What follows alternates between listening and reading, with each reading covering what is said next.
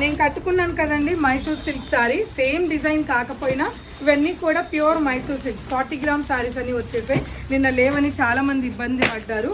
ఇవన్నీ కూడా pure Mysore సిల్క్స్లో 40 gram saris అండి. చాలా కలెక్షన్ అయితే వచ్చేసింది. ఒకసారి చూడండి.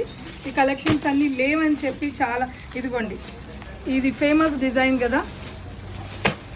సో ఇలా చాలా కలెక్షన్ వచ్చింది. ఆ డిజైన్ నిన్న ఎంతమంది అడిగారో.